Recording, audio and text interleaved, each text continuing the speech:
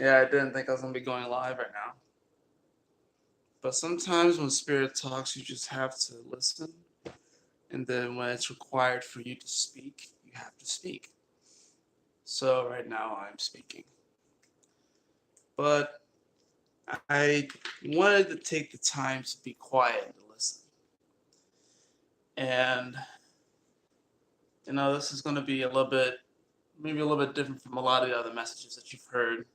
As someone who considers himself to be a student of the celestial bodies and actively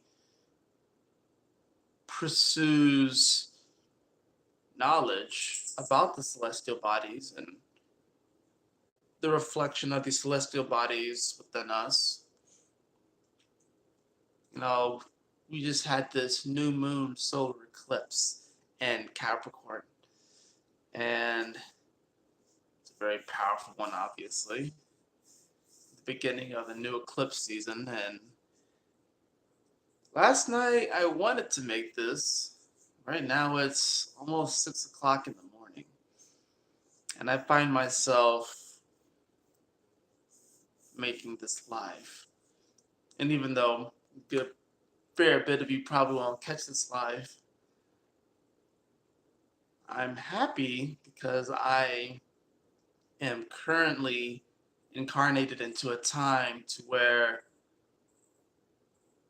these words won't simply be lost, because we have the technology to record and to watch again, which is actually a manifestation of something that we've always had, to record and watch again, which is something that we do after we pass. That right there is Pluto talking to me.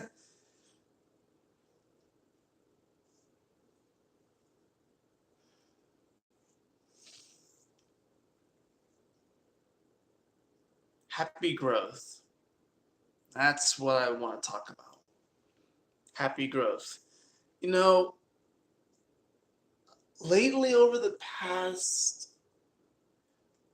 year or so, maybe even longer than that, I have been quite restless within my mind, searching for perfection and searching for reasons to pardon myself when I would not reach that perfection.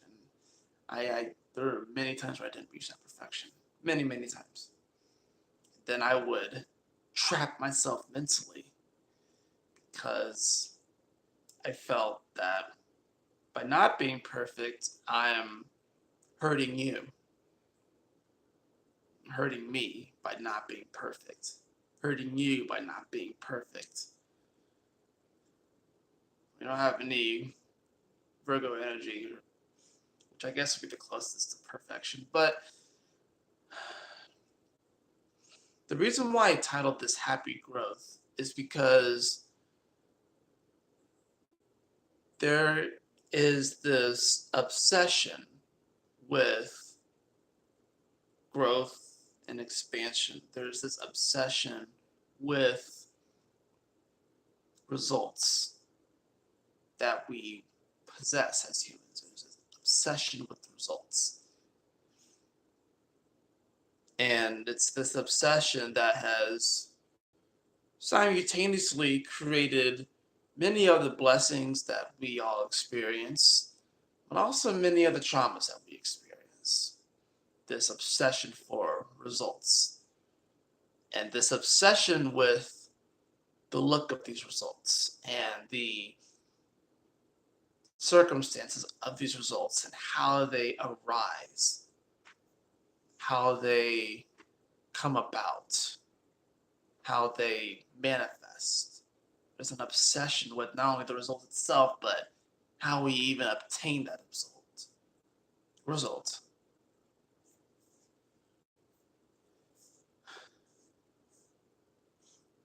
I mean, I could talk, of course, about the celestial bodies and everything like that, what it means to have a new moon in Capricorn. I will, right? Because that's really what this channel is based off of. But I want to open with the fact that you should be, I'm not going to say you should be, but it is your natural state to be happy with growth, irregardless of how much that growth is. It is your natural state to be happy with that growth. But some people, myself included, I've been there, we trap ourselves mentally, especially, to where we feel that we have to have a certain amount of growth in a certain amount of time. Otherwise, we fail. Now, why do we believe that? Why do we believe that if we don't achieve a certain level of growth by a certain time frame, that we fail? Somehow we are a failure, that somehow we aren't worthy. Why does that come up? I think I'm going to do a series on the 12th houses of the zodiac. And by that I mean like the 12th house of each sign, because I think it's really important.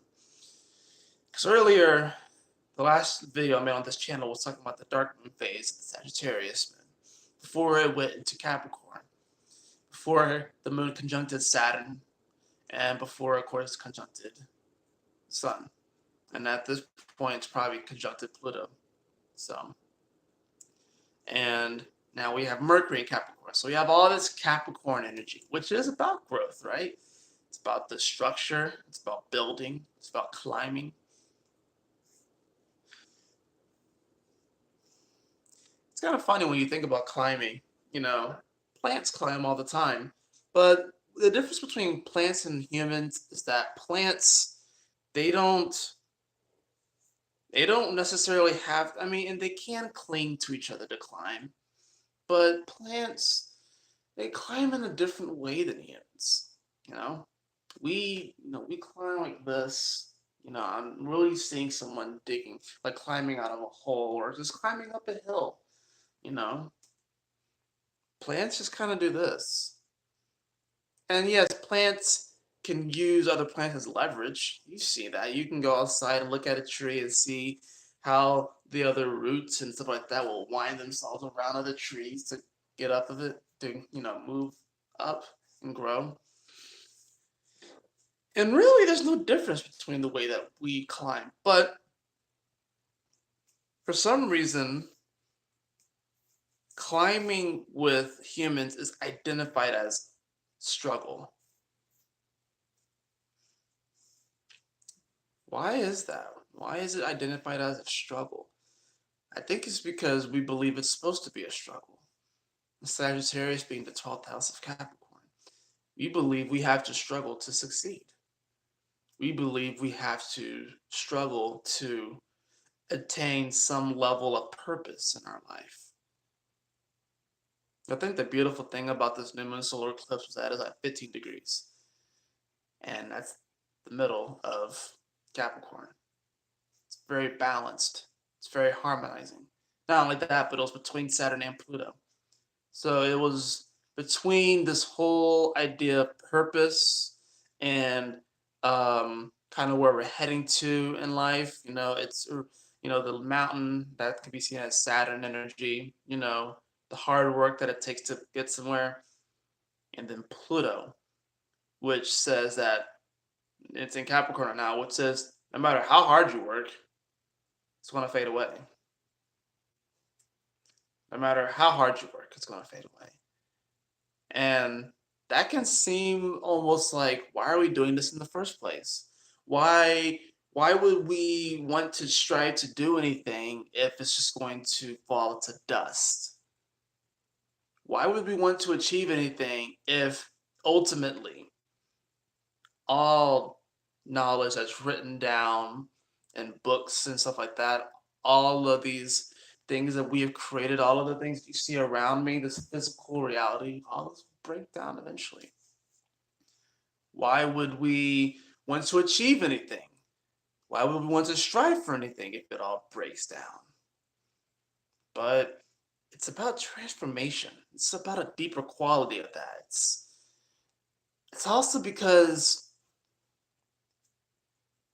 this life does affect the next life. And this life affects past lives too. There are things that you are doing in this life that beings, and even yourself, will channel your messages from this life in that life. They could be in the year 1521 or 987 or 2523, right? That's the beautiful thing about this communication stuff, is that if you really think about it, communication, which is air, right? We do have the planet Mercury now, which is in Capricorn too. And we have that Gemini quality, which is mutable air, which means that it's malleable, it's adaptable. Then we have Libra, the cardinal air, which many people associate that with the angels. Then, of course, you have Aquarius, which is co-ruled by Saturn too, which that's also air. It's a higher octave of this communication, which means that these words right here are not bound to this timeline, to this particular time, to the particular time of so-called me being incarnated on this earth at this time. These words aren't just bound at this moment. They're boundless. Such are your actions. So even though, yes, there can be this sort of nihilism, this sort of anxiety. It's like, well, nothing I do matters. Oh, it most certainly does matter. It most certainly does matter. Life affects life, regardless of its superposition to each other. Life affects life. And we should be happy about all growth. We should be happy about all growth. Whether you grow 10 feet overnight or 10 centimeters overnight. Whether you, perfect example, applicable example, whether you have like a YouTube channel that suddenly gets a bunch of subscribers, or you get a net of like 5 subscribers a month. Say you gain like 8, but you lose 3, right? Say you even just lose subscribers. What happens then? What happens when we lose? What happens when we lose followers? What happens when we lose attention? What happens when people aren't paying attention to us? What happens when that happens, right? Do we stop growing just because no one's paying attention to us? Just because no one's looking at us? Do we stop growing? We technically don't. Right? It's just kind of like it's perfect examples like when you're young and like you see your aunts and uncles and other people every so often, like, oh my gosh, look how much you've grown. And we kind of think of it as like, well, of course I've grown, but they haven't seen your growth. They haven't seen it. But just because they're not paying attention to you, does that mean you stop growing? No. You grew physically, you actually grew taller. You grew in your understanding of the world. You grew in your experiences as well. So just because no one's paying attention to you, just because you're not being seemingly observed by millions of people, does not mean that you stop growing. It does not mean that your growth is in vain. It does not mean that your growth is meaningless or without purpose.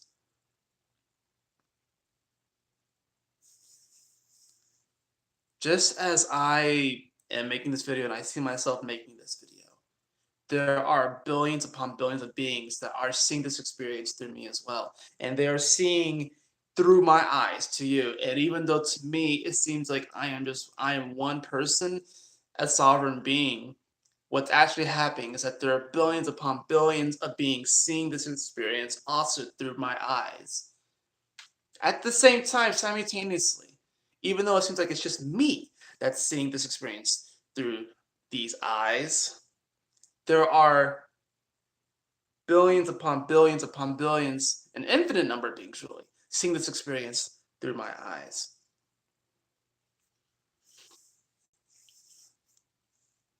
Which means that you are actually always being observed and always being paid attention to by everybody. Now that can seem a little scary, right? Because the whole world is watching. All the universe is watching. So what are you gonna do if everyone's watching? You know?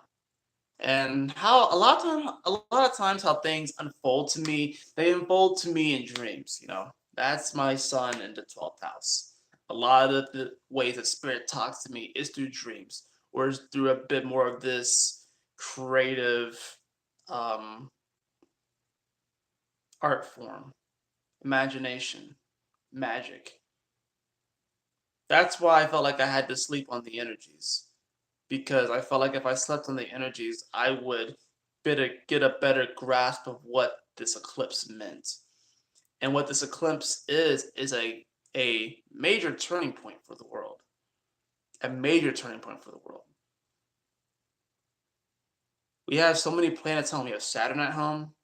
We have Neptune at home. We have Jupiter at home. We have Mars at home. We have a lot of planets at home right now. Which means that really we should feel more comfortable now to be our authentic self. But what happens is that there is this fear that's kind of overhanging.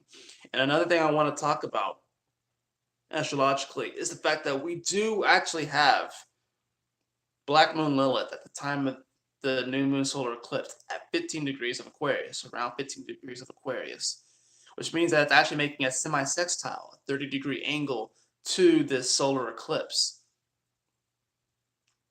And Black Moon Lilith in many ways represents a lot of our fears. And a lot of also the knowledge that we have pushed into our subconscious, right? Because it's in many ways it's about the dark goddess, right? And Capricorn energy actually is goddess energy too. So that's the interesting thing about it. We get this new moon solar eclipse in Capricorn at 15 degrees, and then semi-sextiling, in many ways, our subconscious fears at 15 degrees of Aquarius. Our fear is that somehow, if we actually do harmonize as a people, we won't grow anymore. That somehow, actually, if we attain peace on earth, there will be no more growth. There will be no more expansion, because we don't have to strive anymore. We don't have so much strive anymore, but there won't be as much strife. We don't have to struggle anymore. There's a belief, especially here in the Western world, that it is through struggle that we succeed. And maybe there's an element of that is true. As you can see, you can observe right now, that's the splinter within my own understanding of what it means to have purpose and to go for something and to utilize your time wisely. Because I had to struggle to get here. But did I really? I mean, I'm here, you know. When it came through, when it was time for me to come on here and make this video, I just got up. Didn't matter what time it was. Didn't matter really what I thought about it. I just popped on camera and started making this. We have to allow ourselves to be happy about our growth. We have to allow ourselves to be happy about our growth. All of our growth. You've been through a lot. You really have been. In this life and past lives. But what we can see right now, what we can all feel right now, is that we are reaching a bit of a critical mass within our society, to where we know that we are kind of on the precipice of self-destruction. How is that going to, and let's even just think about it. If we actually do destroy ourselves, how does that translate into whatever the next species that we all inhabit is? What happens then? Because even if the human race ends, we don't end, but we'll go into another race. I don't even like the whole idea of race because it insinuates that there has to be a winner, right? Which is kind of funny because like there's a part of me that likes speed, you know. One of my favorite animals is the cheetah. And the cheetah is actually a totem animal of Pisces, and it speaks to once you commit to something with unwavering, it's an unwavering commitment to something. And once you do that, go for it. Now, the cheetah doesn't always capture what it wants, but when it makes that decision to go for it, it commits fully. That's why it's one of the fastest animals on earth, because it commits fully to it. It's not guaranteed to always get it, right? And the cool thing about the cheetah is that out of a lot of the big cats, they don't have a roar. They actually more have like a meow. They purr. You know, all cats purr, but they don't really have a roar. You know, they're a little bit more soft spoken, which is kind of interesting, right? So it's like we want this speed in our life, things to manifest. We want this quick growth, not realizing that we're trying to have this quick growth in our life and we're trying to roar through it all. Or, you know, like we want to have like, oh, look at me, I'm being bad. We're trying to rush through it, but really we're just like, yeah, you know? And then we wonder why we don't get what we want because it's like, well, we went for it, but you're not always going to get it. But when you do, you have bountiful experience. You have abundance, you know? But the manifestation of the cheetah's ability to run super, super fast is a manifestation of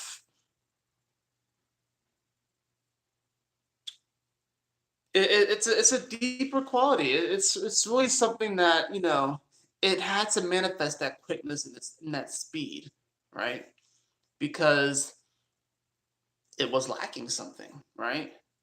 So when we want things to come in a certain way, we want it to be packaged in a certain way, we want it to come in at a certain speed or at a certain way, we have a tendency to trap ourselves within our mind and get upset because it's not packaged in the way that we thought it was going to, right? But the moment we close our eyes, every single person sees the same thing. The moment we close our eyes, everyone sees the same thing. Now, we may be in different rooms, we may hear different things, we may have different sensations, but the moment we close these eyes, we all see the same thing. Shouldn't that unite us? And then when we open our eyes, even if we see different things, even if we perceive things differently, should that not still unite us? I believe it should. We should be happy about our growth. And it's funny because Capricorn is a very serious energy, right? But it's interesting, just like, and a lot of times, like I said, when I get these things, when a lot of these awarenesses, they come to me via dreams and stuff, right?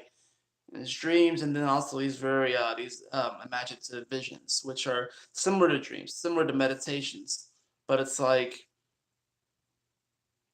and I'll even explain to the one that I had before I came on here, was there was a building, it was a large building, kind of like an office like building, I guess you could say. And I was walking around the edge of it, and then there was like a kind of like a courtyard, like a long courtyard. You had building on this side, building on this side, kind of wrapped around it, around this courtyard. The windows of this building were kind of blown out a bit though, and it was kind of open. And I was looking at this building, and it seemed abandoned, right? And I was wondering, I was like, wow, well, so what should we do with this building? Should we let it stay here? Should we destroy it? Should we just, leave? What do we do this with this building? Do we refinish it? And what I saw actually was a bunch of like water and suds and bubbles flying out of these windows, like moving out the windows. And then like when I opened my eyes, like I started to think about it, and my my thoughts and spirit was speaking to me, and they were just like, you should be happy about your growth. Like you're growing. You're growing in your understanding of this reality. And you should be happy about that, irregardless of how you perceive how much of that growth is, or how other people may observe your growth. It's funny how we really do trap ourselves, and we define ourselves by the growth and how much we have. And we have tiers. You earn this amount of money, you're up here. You earn this amount of money, you're right here. You earn this amount of money, you're right here. You do this, you're right here. You do this, you're right here. You do this, you're right here. You know? I kind of saw that vision as that kind of being washed away, that whole understanding of it. And realizing that if you almost like think of it as like this highlighter right here, right? This pink highlighter. Now we have like these tier lists, right? And how it's like if you make $1 million, you're here. If you make 500,000, you're here. If you make 100,000, right here. If you make 20,000, you're right here, right? Flip it. Now suddenly we're all the same, and they even can look like a timeline too, right? It could look like a timeline. Of course, time is not linear, but let's just use that metaphor for a second. If this is 20,000, 40,000, 50,000, and I'm not sure how you're looking at it from your point of view or whatever, but it might actually appear backwards. But if you think about that, where we are right now, we can be at the 0 point.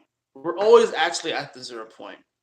But if we look at tier lists and how we rank ourselves this way, and we flip it on its side, regardless of our superposition on the marker, on the highlighter, we are always at the 0 point. Because as we grow along this timeline, our expansion, our knowledge, our wisdom grows as well, which means that we become more abundant naturally over time. We are more abundant in 2019 than we were in 2017. We are more abundant right now in 2019 than we were in 1900 or 1500 or 1200. And we can talk about the good old days, but these are the good old days because our value is increasing. More people are incarnating to this experience, which means more people are bringing with them and imbuing this world with their unique gifts. There is more value. There is so much more value right now in this world than there ever has been before. So why the struggle? Why the strife? It's because we are obsessed with the growth. We were obsessed with a particular kind of growth. That we pigeonhole ourselves into the belief that it has to look a certain way. And by doing that, we shit on ourselves. We shit on ourselves by doing that. And we always do it from time to time. And there's nothing necessarily even inherently wrong with that, because it actually shows that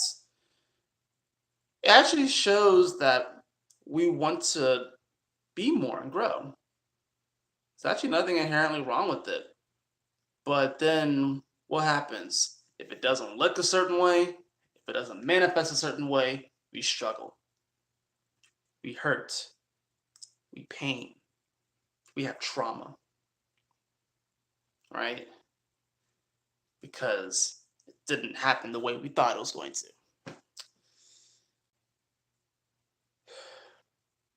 It's a tough pill to swallow, but everybody has to swallow it at a certain point. Why is it that when we are kids, time doesn't matter? And Capricorn rules time, but why is it when we were kids, time doesn't matter? It's because we're constantly at that 0 point. But why do we think that when we're at the 0 point of reality, that there's nothing there? There may be nothing there, but everything is there at the same time. When we were at the 0 point of life, when we're just in the moment, when we're one with the moment, there can be no bounds. There can be no limits to what you can do. But then as we get older, we realize that, oh crap, I have a limit. I'm gonna die one day.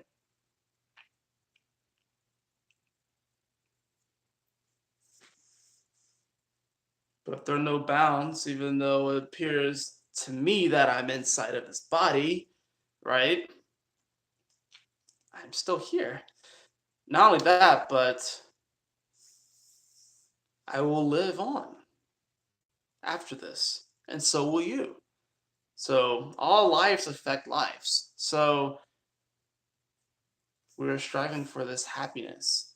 And I want to even say this because before I came on here, I was watching some videos of the Dalai Lama, His Holiness the Dalai Lama. And of course, I know of him. I watched some of his stuff when it just came up. But I actually was like listening more intently this time. And he mentioned something about the demilitarization of the mind. And I love that. I love how Mercury also came into Capricorn during this new moon solar eclipse, because that's exactly what we were doing. And I love how it was at the beginning of Capricorn, because it really does signal the beginning of building a better mindset. And it does start by demilitarizing the mind, because a lot of people live in their mind, not their heart. And they say that, the mind makes a great teacher, but a terrible master. But unfortunately, but no, I'm not gonna say unfortunately, even though I just said it. But a lot of people do make the mind their master. But this master is a dictator with most people, and is very militaristic in the sense that it destroys, it ravages, and it impedes on one's ability to be creatively in the moment and unbounded by circumstance.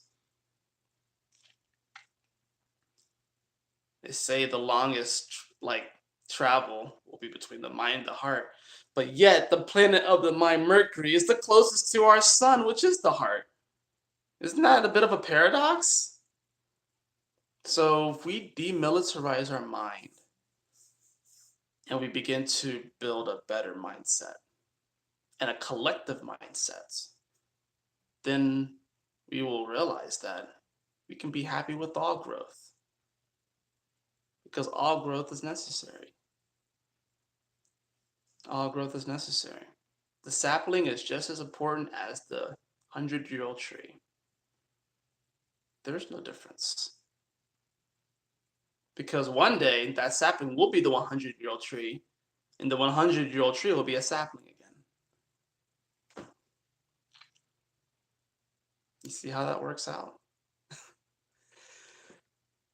I wish you nothing but the best. I wish you all the riches in the world, all the abundance in the universe. And I am so very grateful to be a part of this experience with you all. Utilize these energies, build a better future, build a better now, build a better mindset, and come back into your heart space. And come back to that 0 point. There's no need to fear it. It's where we all come from. Happy growth. Blessings, my beautiful brothers and sisters. I hope this video helped you. I hope it gave you another perspective. And take what works with you, leave what doesn't, and just be happy with your growth. That's all I'm really going to say. Just be happy with your growth. And of course, my beautiful brothers and sisters, I can't forget this part. Always remember to keep moving forward, to stay focused, and Yahoo! Smile often.